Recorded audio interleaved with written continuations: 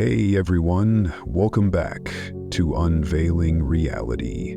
I'm Donovan, and boy do we have a fascinating topic for you today.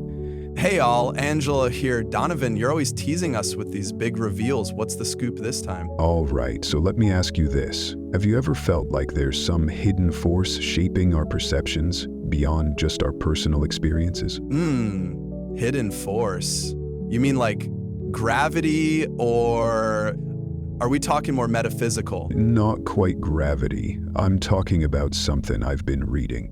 The Magician Archetype and how it influences modern society. The Magician sounds intriguing. Are we getting into magic tricks and illusions? No disappearing acts today. It's about how symbols, stories, and screens are used to shape our desires and realities. Okay, you piqued my interest. Screens like our phones and TVs, I assume? Exactly. Think about how much time we spend glued to them.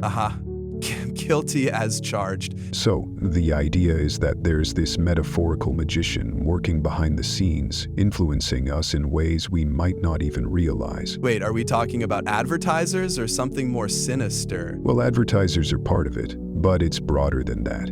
It's about how attention has become the most valuable currency. Interesting. I guess with social media, everyone's fighting for our attention these days. Precisely. The magician knows how to capture that attention and direct it where they want. So, you're saying we're under some kind of spell? In a manner of speaking, yes. We're constantly being influenced by symbols loaded with emotion and meaning. That's a bit unsettling. Can you give me an example? Sure. Think about the Apple logo. It's not just a piece of fruit. It's become a symbol of innovation, creativity, a particular lifestyle. Oh yeah, and people line up overnight for their products. Exactly. That's the power of symbolism at work. But isn't that just good branding? It is, but it's also a form of influence that shapes our perceptions and desires. Okay, but do you think people are aware of this manipulation? Honestly, I think most aren't. The document suggests many who wield this power do so unconsciously, channeling archetypal forces without realizing it. That's a bit creepy. So, we're being influenced by unconscious magicians? Pretty much. But here's the kicker. The document offers a path to becoming conscious magicians ourselves. Now that sounds empowering. How do we do that? It involves self-reflection, questioning the narratives we accept, recognizing the symbolic forces at play, and integrating our own shadow selves. Shadow selves? Like the dark side of ourselves? Exactly. It's the parts we tend to ignore or suppress. Got it.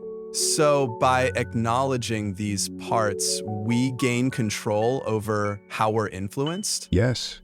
It's about gaining self-awareness and discernment. But is that practical? We're bombarded with information 24/7. That's a fair concern. It does require effort to step back and reflect. Yeah, especially when Netflix keeps autoplaying the next episode. Tell me about it. Maybe that's part of the magician's trick, keeping us constantly distracted. True. So what's the first step to breaking this spell? The document urges us to reclaim our minds and our stories. Reclaim our stories, I like that. It's about becoming the author of our own narrative, rather than letting others write it for us. Makes sense, but can we really achieve that on a large scale? It won't be easy, but if enough people become conscious of these influences, it could lead to significant change. So do we start by deleting our social media accounts? Not necessarily. It's more about how we engage with these platforms. Right, being mindful instead of mindless. Exactly. You know, this reminds me of how political movements use slogans and logos to rally people. Absolutely. The document touches on that. Symbols are powerful tools for influencing behavior. But sometimes they're used for positive change too, right? Of course. Symbols can unify and inspire. It's all about the intent behind them. Gotcha. So the problem is when they're used to manipulate without our awareness. Precisely. Man, this is deeper than I expected. Well, we did promise our listeners some thought-provoking content. Can't argue with that. So any practical tips for becoming conscious magicians? Start with self-reflection. Take time to question the narratives you accept and examine why you believe what you do. Like, why do I feel the need to upgrade my phone every year? Exactly. Is it because of actual need or the allure created by marketing? Probably the latter. Those ads are hard to resist. You're not alone there. So maybe next time I'll think twice before hitting buy now. That's the idea. Making conscious choices. But don't you think some level of influence is inevitable? To some extent, yes. We're social creatures after all. But being aware of these influences gives us the power to choose how we respond. Right, kind of like being aware of peer pressure. Exactly. Awareness is half the battle. But here's a question. What if some institutions are intentionally keeping us distracted? That's a possibility. The document suggests some wield this power consciously. Wow, that's a bit of a conspiracy theory. Possibly, but it's important to remain critical without becoming paranoid. Agreed. Balance is key. Absolutely. Speaking of balance, how do we maintain it in our daily lives? By staying informed, questioning sources, and engaging in open dialogues, like we're doing right now. Hey, we're setting a good example. Trying our best. So what about technology's role? Is it the villain here? Not inherently. Technology is a tool, and it's all about how we use it. Yeah, like a hammer can build a house or break a window. Exactly. Becoming conscious magicians means using these tools intentionally. So maybe instead of mindlessly scrolling, we can use technology to learn and grow. Precisely. This conversation is making me rethink some of my habits. Me too. Self-awareness is an ongoing process. Definitely.